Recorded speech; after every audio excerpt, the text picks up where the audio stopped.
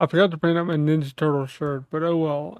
I'll just throw this shirt on for this video. But today we're going to talk about Dragon Ball Sparking Zero and how I think the sales of it will probably dictate also how they wind up doing the DLC for the game as well, and how they can learn from what they did with Dragon Ball Xenoverse 2. Because Sparking Zero can learn a lot from Xenoverse 2, and I'll get into why in this video. So let's get rolling and talk about what I'm talking about here, because there's a lot to talk about. So for those who don't know, Dragon Ball Sparking Zero is the newest Dragon Ball. I don't want to say just like strictly Dragon Ball, because when I say Dragon Ball, I mean Dragon Ball as the franchise, not like as the show Dragon Ball. I mean the franchise. I want to clear that up real quick. But it's the latest game in the Dragon Ball franchise, and it comes out in a little over or a little under 4 months, depending on what version of the game you bought. And that's something I get into too. That is kind of annoying, but we'll get into that. But anyway, so it's coming out soon. It's probably one of my most highly anticipated games. But the one thing that worries me about it is how they're going to structure the DLC and how they're going to drop DLC characters. I'm thinking probably Chunsoft is going to look at the same way I believe Dimps is who did Xenoverse 2. I believe they're going to look at that and be like, okay, this is how we should do our DLC drops because it seems to work well for Xenoverse 2. And I'm sure Bandai Namco was like consulting with them, like, look, you should probably do it this way. Here's how you should do it.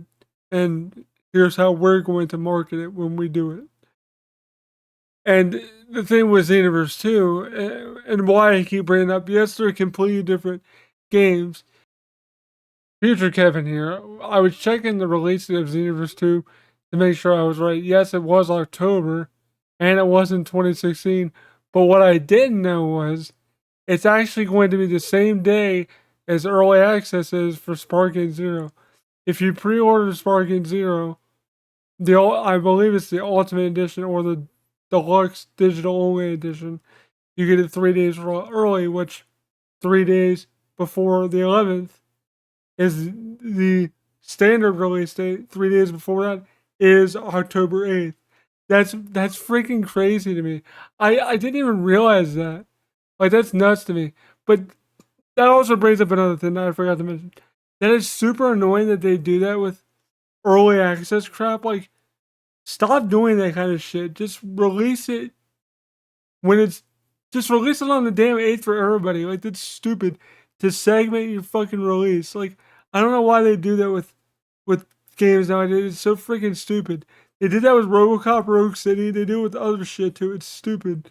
Anyway, that's all I wanted to say. Back to the video. 2016, I believe. I think that's about 8 years if my math is about right in my head. I'm doing quick math in my head if I'm a little bit off. Oh well, but I'm not a mathematician, guys. I'm just spitballing here. But anyway, the point is, the game's been supported for a long, long time with DLC. Now, like it or not, with DLC, people have been buying the DLC, like myself and others, for all those 8 years.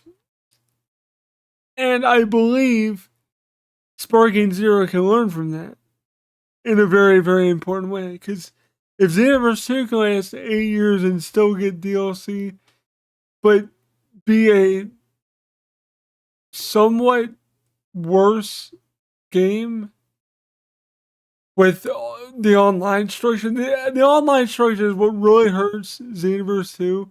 And I hope to God that Sparking Zero has better online infrastructure, because the online infrastructure of Xenoverse 2 is It is awful, but it's still fun. But it doesn't function the way you would think it would.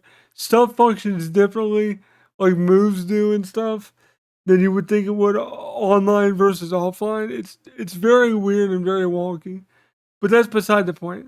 But my point being, the game inherently is still fun, and that's why people still support it to this day.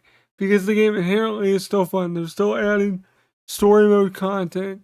They're adding new modes, new characters, new raids, new things to do in the game to give it longevity. And I think that's what Xenoverse, Sparking Zero needs to learn from Xenoverse, is that. Because if we can look at Xenoverse 2 with, like, objectively, yeah, it's may not be the greatest game ever, but I mean, they sure do know how to make good DLC and a good story and a good story mode. Because the story mode is fairly decent for what it is. I mean, they're still making content for the story mode, and it's still fairly interesting. And I'm not saying they're going to do that with Sparking Zero, but I do think they're going to add, like, what if stories. I know that's already in there, but like different what if stories, movie stuff, whether it be characters, story mode stuff, maybe different online modes. Who knows what they can add with like free updates and paid DLC.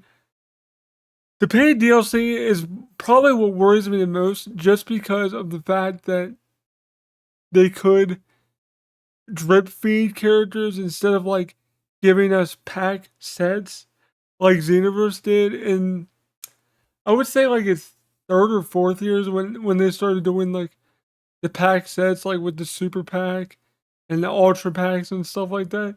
When they started doing the pack sets, that's when it was less annoying to, like, purchase characters, because you had to do it individually.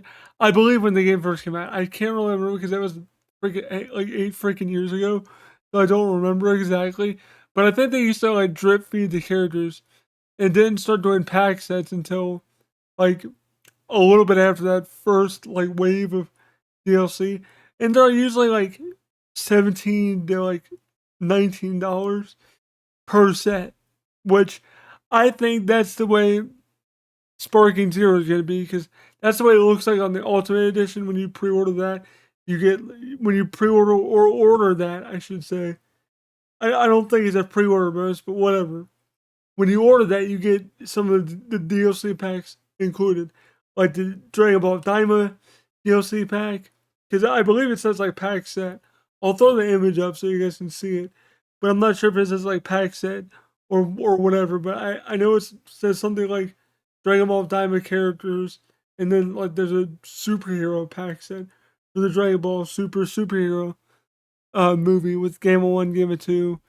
I think it shows Game of One and Game of Two, but it doesn't show, like, Orange Piccolo or Beast Gohan or Cell Max. But you can bet, like, on a stack of manga that they're gonna be in there. Like, there's no reason why uh Beast Gohan, Cell Max, and Orange Piccolo, or like Superhero Piccolo, wouldn't be in there.